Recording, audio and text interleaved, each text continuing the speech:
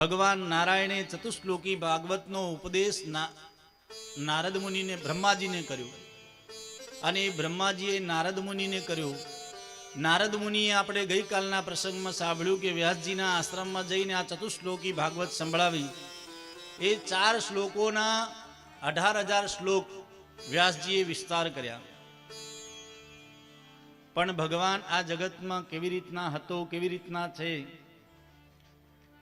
સામાન્ય ભાષામાં સમજીએ ને તો સજ્જનો, આપણે આ બ્રહ્માંડને ભગવાનથી અલગ પાડીએ છીએ અથવા તો ભગવાનથી અલગ બ્રહ્માંડને પાડીએ છીએ. પણ બ્રહ્માંડ અને ભગવાન એક જ છે, અલગ નથી. એટલે તો આપણે ત્યાં અદ્વૈતવાદ કહ્યો છે, ન દ્વિતીયો. જગત એક જ, એકમ સદ્વિપ્રા બહુધા વદંતી. એક તત્વને આપણે અલગ અલગ ભાવથી માનીએ છીએ, પૂજીએ છીએ, સેવીએ છીએ, પણ અલગ નથી. તમારામાંથી કોઈ રાજી થઈ જાય કે ચલો આ શાસ્ત્રીજી મહારાજને આપણે એક સોનાની ઈંટ આપી દઈએ અથવા તો સોનાના 2-4 બિસ્કિટ આપી દઈએ, તો હું રાજી થાઉં કે વાહ, સોનું કેવું સરસ ચમકે છે. તમે મને પ્રેમથી સોનું આપ્યું, એ સોનાનું મેં શું કર્યું? સોની પાસે ગયું અને સોનીને કહ્યું કે મારા માટે તું કુંડળ બનાવ, સરસ મજાના કડા બનાવ, સરસ મજાનો ચેન બનાવ, અરે થોડી નાની સોનાની જનોઈ બનાવ, 2-4 વીંટીઓ બનાવી દે સોનાની. સોની તો એ સોનું લઈ અને એની પ્રક્રિયા પ્રમાણે બધા આભૂષણ બનાવ્યા. વીંટી બનાવી, દોરો બનાવ્યો, ચેન બનાવી, કડું બનાવ્યું, કુંડળ બનાવ્યા. હવે એક દિવસ મને વિચાર આવ્યો કે આ સોનું તો બધું માયા છે, એટલે મેં તો લીધી પેલી પડા ખોડણી લઈ અને બધું વીંટી ને ચેન ને બધું કૂટી નાખ્યું. તો એ શું રહ્યું? હવે પડા ખોડણીમાં શું પડ્યું છે? સોનું. પેલા શું હતું? સોનું. છેલ્લે પણ સોનું થઈ ગયું. વિચાર કરજો, બન્યા પછી એના આભૂષણના નામ અલગ અલગ છે. આ વીંટી છે, આ સોનાનો દોરો છે, આ ચેન છે, કે આ ઘડિયાળ છે, કે આ સોનું છે, પણ અંદર તો સોનું જ છે. સોનામાંથી જ બધું બન્યું. પેલા પણ સોનું હતું અને પછી પણ સોનું જ રહેશે.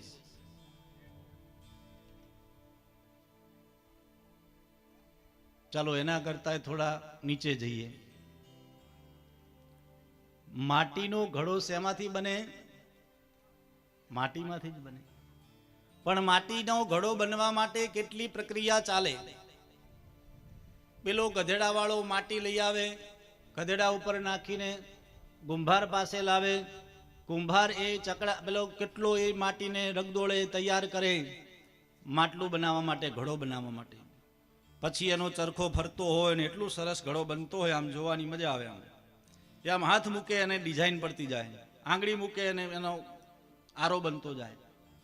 સરસ મજાનો ઘડો બનાવે અને એ ઘડામાં આપણે બધા પાણી પીએ.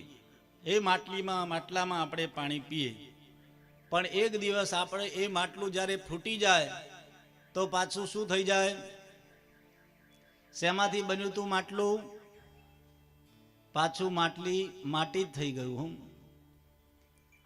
એમાં બ્રહ્માંડ પરમાત્માની લીલામય પ્રકૃતિથી બનેલું આ જગત છે. બ્રહ્માંડે બ્રહ્મમય ઉત્પન્ન કર્યું અને પાછું બ્રહ્મમાં જ ભળી જશે. આપણો દેહ પણ એવો જ છે.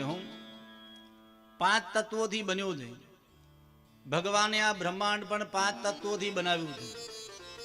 ક્ષિતિ જલ પાવક ગગન સમીરા. ક્ષિતિ એટલે પૃથ્વી. આપણી શરીર ઉપર આ જે બોડી દેખાય છે એને પૃથ્વી તત્વ કહે છે. પાવક, સંસ્કૃતમાં અગ્નિને પાવક કહે છે. આપણી બોડીમાં, આપણા શરીરમાં અગ્નિ છે. અગ્નિ ન હોય તો આપણું જીવન ચાલે નહીં. તમે આમ કરશો ને, હવા કાઢશો બહાર, તો તમને ગરમ થશે, ગરમ લાગશે, ગરમ હવા આવશે. વૈશ્વાનર અગ્નિ પેટમાં ન હોય, જઠરમાં ન હોય તો ખાવાનું પચે. એમાં પણ અગ્નિ છે એટલે આપણને ભૂખ લાગે. ક્ષિતિ જલ, આપણી બોડીમાં જલ છે, શરીરમાં જલ છે. જલ ન હોય તોય ચાલે નહીં મહારાજ, બાટલા ચડાવવા પડે. હા, પાવક ગગન શરીરા, હવા ન હોય તો પણ આપણું જીવન ચાલે. તો પછી હવા ન હોય તો ઓક્સિજનના બાટલા લગાવવા પડે. અને આકાશ એટલે આપણું જે રૂપ દેખાય છે ને, આપણું જે તેજ દેખાય, આપણું રૂપ દેખાય, આ આકાશ તત્વ છે. જે આ જગતમાં છે એ જ આપણા શરીરમાં છે. ભગવાને આ જગતમાં હરતું ફરતું બધું મટીરિયલ લીધું અને આપણને બનાવ્યા. પણ ભગવાને આપણને કેમ બનાવ્યા એવું તો આપણે ભગવાનને પૂછાય નહીં. બસ એની મરજી, એને બનાવ્યા તો બનાવ્યા.